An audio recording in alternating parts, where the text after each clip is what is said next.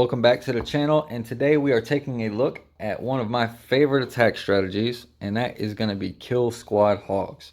So I've always had kind of a soft spot in my heart for kill squad hogs just because of the fact that it was one of like the first attacks that I learned at Town Hall 8 when I started getting into competitive stuff, carried over to 9 and 10 and even some 11, and I've been really enjoying it since I started playing competitively. So seeing someone like OTK come through and crush these bases with a kill squad hogs kind of tickles me pink, right?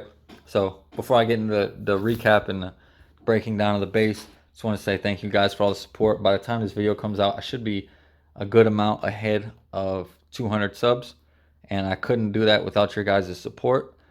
I'm going to keep bringing you the replays, keep bringing you the identifications and the base breakdowns and highlights. And I hope you guys keep enjoying it. So if there's anything you want to see in the channel, anything you want me to do differently, I'm trying to mix it up with the Town Hall 12s and whatnot. So just let me know. I'm open to all suggestions. All right, so let's get into the base and figure out why it is good for a kill squad hog. And again, kind of a reoccurring theme with these Town Hall Legend bases. They kind of ran like the anti-2 setup against us, and it really kind of threw us off because, like I said in the last video, warwhales, we do not see very many of the anti-2, so now we're kind of focused on that part of our gameplay.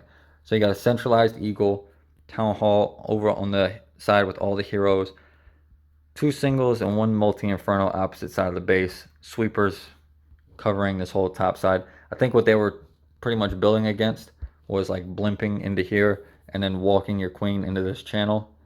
And because that's exactly what I was thinking that we should do. Get the queen in here, kind of rage, clear all this stuff out, and then, you know, like do something from the top side, like a lot lower from the bottom side. But that's not what we're going to do. We're going to look at kill squad hogs. So first, we have to figure out why is it good for a kill squad and not a queen charge. So let's focus on the Town Hall because I've covered this strat before, and the key requirements for it are scatter shot, both scatter shots, eagle, Town Hall, and then these 3 heroes. Expos are a great bonus, but they're not a requirement. Those heroes will decimate your hogs on the back end. Scatter shots are painful with hogs, even when you have the warden. So not having the warden makes it even worse.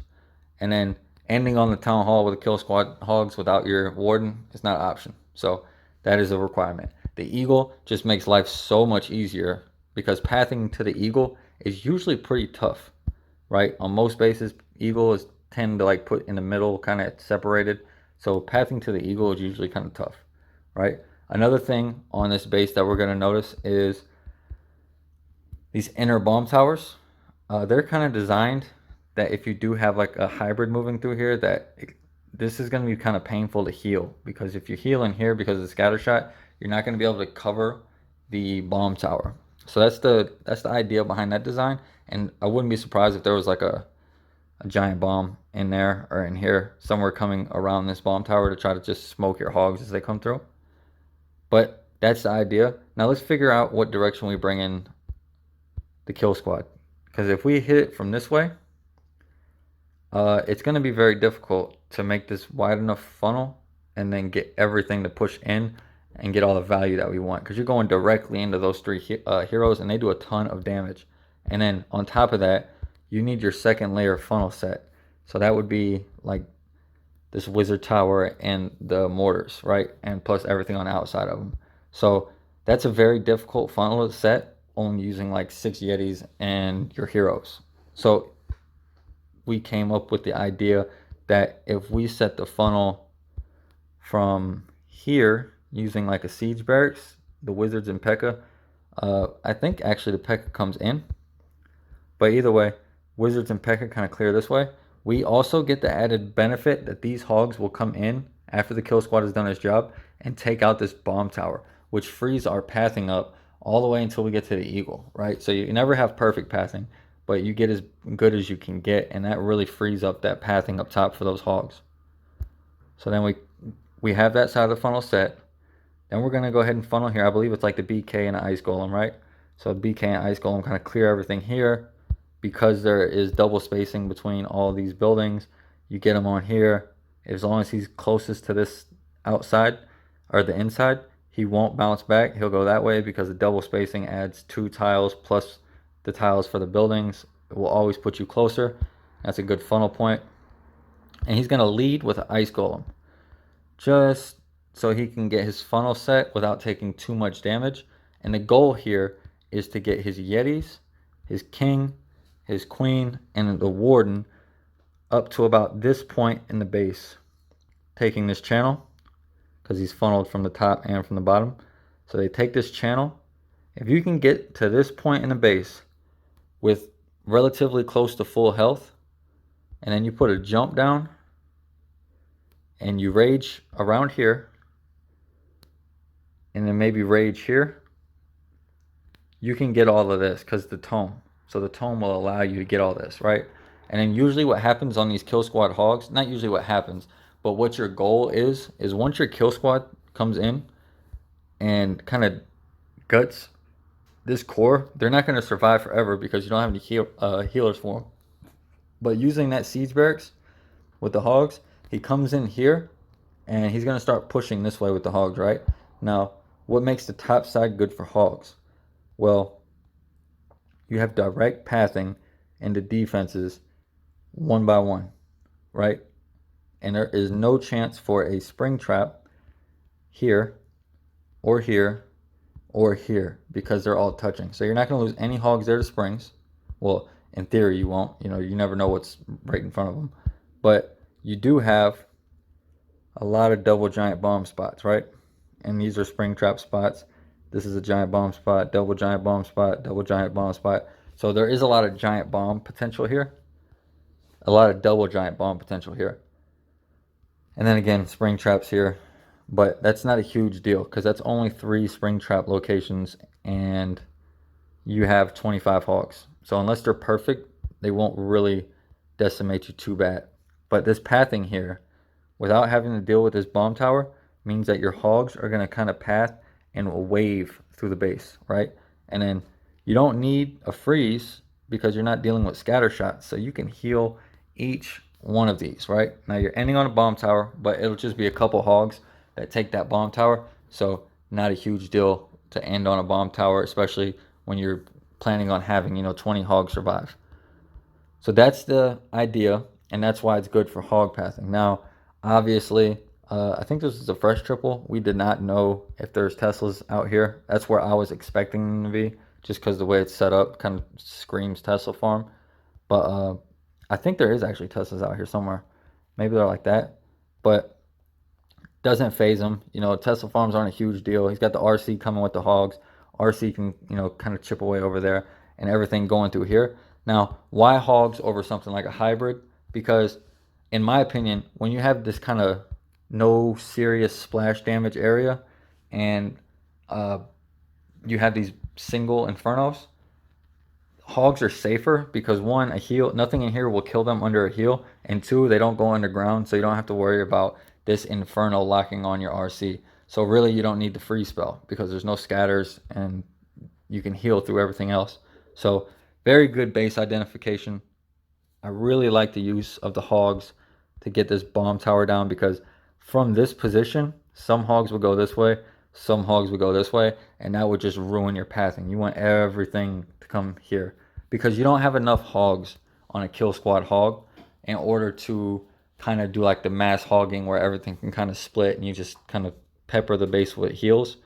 You need to be kind of surgical with where your hogs go, and that's what OTK does. Coming on the back end of this base, he's going to wrap his queen. His queen's going to end up staying alive and wrapping on the outside of this base. So she's going to like bounce out. She's going to get like a ton of value here. I mean, it's going to be ridiculous, but she's going to wrap out. The hogs eventually die out because like giant bombs and stuff, but he's going to have so many wizards and stuff left over for cleaning up that it doesn't really matter. So really good base identification. We were worried that his kill squad wasn't going to get enough value. So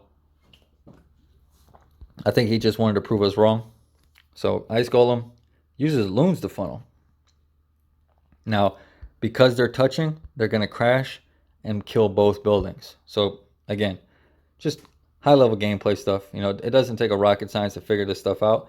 But again, it's very good to notice. Great funnel. and we're going to see why this funnel worked. I think I wanted to highlight that, but I skipped over it, and I just like highlighting this. This was a builder hut, and then these were two buildings. I can't remember exactly what they were, but his yeti started to wander over there towards these two buildings. The reason why they didn't is because the wizards end up taking this out and taking this out, and because this was this 2-tile gap plus the tiles that were required here, all these buildings were closer this way, so the yetis reroute. So that's just what you're looking for on your funnel. All right, so King's killing the enemy heroes pretty much on his own.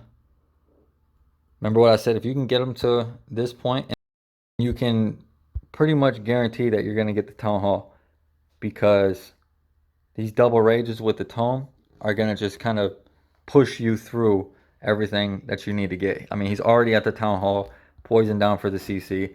This stuff will go down to Yeti mites, and then the queen and everything will start cleaning up these outside buildings. So very nice deployment right there. And then here we go with the hogs coming out of the siege barracks any second now. Queen's being a nuisance, not going down, but his queen's going to get it. Now watch this hog deployment. Bomb tower goes down. Big 2-finger drop. These hogs are going to die pretty much like instantly. But watch how everything kind of passed through this base. Now, we looked at the giant bomb spots. Haven't found any yet. There's 2. Ooh, that was close. Woo! I'm going to assume they got 2 more right behind it. Yep. So good heal on that one. Queen's still alive, doing some cleanup. Still has the ability. Yeah, all the giant bombs are in that top area. Only finds 1 spring trap. Not a big deal at all. Like I said, couple hogs take this out. RC full health with ability. And there are the Teslas. All right, cool. So I did watch this replay. That's probably why I remember the Teslas there. But I don't watch these videos again before I record them. I kind of just try to identify the base. But I do look at pretty much every plan that we post in the game or in Discord and stuff. So I generally know all the plans for these bases. Yeah, that was a really nice attack. I love kill squad hogs. It's very strong. If you could figure out how to get your kill squad in there with those heroes and those scatters and that town hall, especially getting the eagle, I mean, you got a real good shot at it, kill squad hogs. So very good job from OTK with the base recognition there. We didn't really know how to tackle that base other than my idea for the blimp, and he came through with something totally different, and it worked like a charm. So very nice job. Love seeing the variety that we've been bringing to the table. We need to see more Yetis. We only got like 2 Yeti triples this whole war, so we need to see more of that. But overall, I'm very impressed. I love seeing the variety from the clan. I love seeing the different ideas. Makes you a better attacker, and it inadvertently makes you a better base builder, because as we look at these attacks and start realizing what made the base weak to these attacks, we can begin building against that kind of stuff and kind of making our bases into a hybrid of defending everything without going to the point of crippling our base to one single strat. So that's always the goal. It's always a balance between offense and defense, and I hope you guys are learning right alongside with me.